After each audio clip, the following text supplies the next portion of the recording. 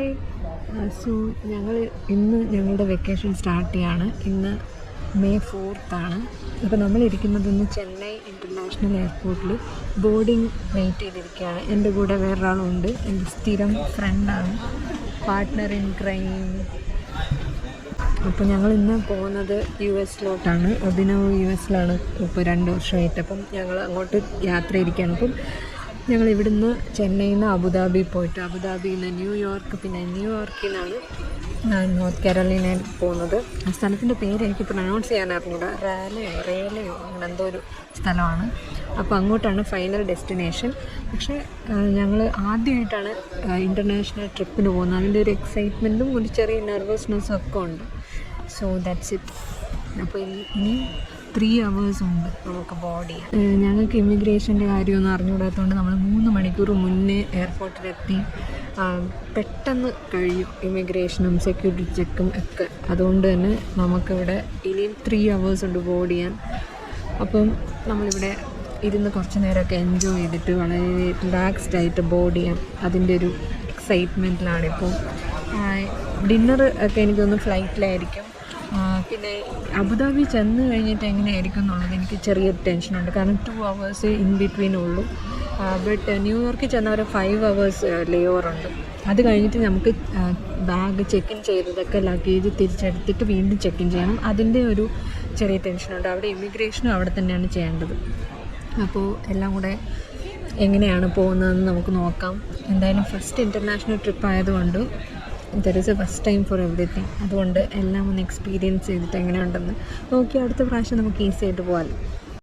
4 hours flight ആയിരുന്നു. രാത്രിയിലായിരുന്നു സമയം. അതുകൊണ്ട് കുറച്ച് നേരം നന്നായിട്ട് ഉറങ്ങി. അത് കഴിഞ്ഞിട്ട് ഫുഡൊക്കെ കഴിച്ചു. അബുദാബി എയർപോർട്ട് ശരിക്കും ഒരു ഷോപ്പിംഗ് കോംപ്ലക്സ് പോലെ അല്ലെങ്കിൽ ഷോപ്പിംഗ് മോൾ പോലെയാണ് തോന്നിയത്. പക്ഷെ ഒന്നും ചെക്കൗട്ട് ചെയ്യാൻ സമയം കിട്ടിയില്ല. കാരണം ഞങ്ങൾക്ക് അടുത്ത ഫ്ലൈറ്റിനുള്ള സെക്യൂരിറ്റി ചെക്കിനൊക്കെ ചെയ്യേണ്ടതുണ്ടായിരുന്നു. ഇത് കണ്ടിട്ട് നമ്മൾ അന്തം വിട്ടിരിക്കുകയാണ്. ശരിക്കും പറഞ്ഞത് എയർപോർട്ടിനെക്കാട്ടി ഒരു ഷോപ്പിംഗ് മോൾ പോലെയാണ് തോന്നുന്നത്. ഇവിടെ ഇമിഗ്രേഷൻ ചെയ്യണമെന്ന് വിചാരിച്ചു. പക്ഷേ അവിടെ ഇമിഗ്രേഷനൊന്നും ഇല്ലായിരുന്നു. ജസ്റ്റ് സെക്യൂരിറ്റി ചെക്കിൻ മാത്രമേ ഉണ്ടായിരുന്നുള്ളൂ. അപ്പോൾ ഓടി ഒരുപാട് ദൂരം പോയിട്ടാണ് നമ്മുടെ ഗേറ്റിൻ്റെ അവിടെ എത്തിയത് തന്നെ. ഇവിടെ കാര്യമായിട്ടുള്ള സെക്യൂരിറ്റി ചെക്കിനായിരുന്നു. ചിന്നതൊക്കെ ആ ലഗായ ഓക്കെ. ഇവിടെ നമ്മുടെ ഇന്ത്യയിലെ പോലെയുള്ള ഒരുപാട് ചെക്കിൻ ഉണ്ടായിരുന്നു. പക്ഷേ നമ്മൾ ബോഡിയൊന്നും ചെക്ക് ചെയ്തില്ല. നമ്മുടെ ബാഗിൻ്റെ അകത്തുള്ള എല്ലാ എക്യുപ്മെൻറ്റ്സ് എടുത്ത് വെളി വെക്കാൻ പറഞ്ഞു. അങ്ങനെയും ചെക്ക് ചെയ്തു. പക്ഷേ ചെക്ക് ചെയ്ത ആൾ മലയാളിയാണോ എന്ന് എനിക്കൊരു സംശയം. പുള്ളി കണ്ടിട്ട് നല്ല മലയാളി ലുക്കുണ്ട്. പ്രത്യേകിച്ച് അബുദാബി, ദുബായ് ഒക്കെ ആകുമ്പോഴത്തേനും ഒരുപാട് മലയാളീസ് കാണാൻ സാധ്യതയുണ്ട്. എന്തായാലും വലിയ കുഴപ്പമില്ലാതെ പെട്ടെന്ന് കാര്യങ്ങൾ കഴിഞ്ഞു. നാട്ടിലൊക്കെ ആണെങ്കിൽ സെക്യൂരിറ്റി ചെക്കിന് ഒരുപാട് സമയം എടുക്കും. പക്ഷെ പെട്ടെന്ന് കഴിയുന്നുണ്ട്. അങ്ങനത്തെ കുഴപ്പമൊന്നുമില്ല. ഇനി ടൈമിൻ്റെ ഒരു കൺഫ്യൂഷൻ ഇപ്പോഴും ഉണ്ട്. കാരണം എന്താണെന്ന് വെച്ചാൽ ഒരിടത്ത് ബോർഡിംഗ് പാസ് അടിക്കുമ്പോൾ ഇന്ത്യൻ ടൈമെങ്കിലും അടുത്തടുത്ത് അടിക്കുമ്പോഴത്തേനും അത് അവിടുത്തെ ലോക്കൽ ടൈമിലൊക്കെയാണ് എഴുതുന്നത്. അതുകൊണ്ട് എനിക്ക് ശരിക്കും അങ്ങോട്ട് ടൈം മനസ്സിലാവുന്നില്ല. 2 hours ബോർഡിങ് ഉണ്ടായിരുന്നുള്ളൂ നമ്മൾ ആദ്യം ചെക്ക് ഇൻ ചെയ്തപ്പോൾ. പക്ഷേ അതിനെക്കാട്ടി കൂടുതൽ സമയം ഇരുന്നതുപോലെ തോന്നി. എന്തായാലും ഫൈനലി ന്യൂയോർക്കിലോട്ടുള്ള ഫ്ലൈറ്റ് വന്നു. നമ്മൾ കയറി. പക്ഷേ ഫ്ലൈറ്റിൽ മുഴുവൻ ഇരുട്ടായത് കാരണം എനിക്കൊന്നും ഷൂട്ട് ചെയ്യാൻ പറ്റിയില്ല. ഫൈനലി ന്യൂയോർക്ക് എത്തിയപ്പോഴത്തേനുമാണ് ശരിക്കും ഇമിഗ്രേഷൻ്റെയൊക്കെ ഒരു ഭീകരത മനസ്സിലായത്. ഒരുപാട് നേരം നിന്നു. അതുകൊണ്ട് തന്നെ ഷൂട്ട് ചെയ്യാനുള്ള അവസരം കിട്ടിയതേ ഇല്ല. ഫൈനലി റാലിയിൽ എത്തിയപ്പോഴത്തേനും അഭിനവ് ഉള്ളിലേക്ക് വന്ന് നമ്മുടെ ലഗേജൊക്കെ എടുത്തു.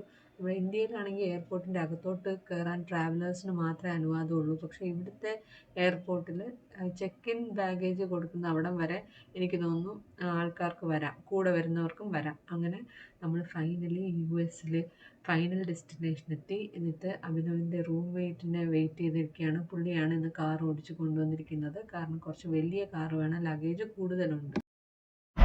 ഫസ്റ്റ് ടൈം US വന്നിട്ട് എന്തോ തോന്നുന്നു. 27 to 28 hours ട്രാവൽ ചെയ്തിട്ടാണ് നമ്മളിവിടെ എത്തിയത്. മാത്രമല്ല ടൈം സോൺ ഡിഫറൻസ് ഉള്ളത് കാരണം തന്നെ ജെറ്റ് ലാഗ് ഭയങ്കരമായിരുന്നു. അതേപോലെ ക്ലൈമറ്റ് ഡിഫറൻസ് ഉണ്ട്. ഇവിടെ നല്ല ഡ്രൈ ക്ലൈമറ്റാണ്. പക്ഷേ ഞങ്ങൾ എത്തിയ സമയത്ത് മഴ പെയ്യുകയാണ്. അത് കാരണം കുറച്ച് കൂടുതൽ തണുപ്പായിട്ടാണ് ഞങ്ങൾക്ക് തോന്നിയത്. 21 ഡിഗ്രി കണ്ടായിരുന്നു. പക്ഷേ എങ്കിലും അത് കൂടുതൽ തണുപ്പായിട്ട് തോന്നി. കാരണം ചെന്നൈയിൽ 35 ഡിഗ്രിയൊക്കെ ആയിരുന്നു. ഭയങ്കര ചൂടത്തു നിന്നാണ് നമ്മൾ ഈ ക്ലൈമറ്റിലോട്ട് വന്നത്. ഇവിടെ നോക്കിയാൽ അറിയാം, സിറ്റീസ് പോലെയല്ല, ഒരു കൗണ്ടിയാണ്. വളരെ ശാന്തമായിട്ടുള്ളൊരു പ്രദേശത്താണ് താമസിക്കുന്നത്. ഇതാണ് നമ്മൾ താമസിക്കുന്ന കോളനി. വീടുകളൊക്കെ ഒരേപോലെയാണ്. ഫസ്റ്റ് ടൈം യു എസ് വന്നതിൻ്റെ ഒരു എക്സൈറ്റ്മെൻ്റ് ഉണ്ട്. എന്തായാലും അടുത്ത വീഡിയോയിൽ കാണാം. Take care and bye bye.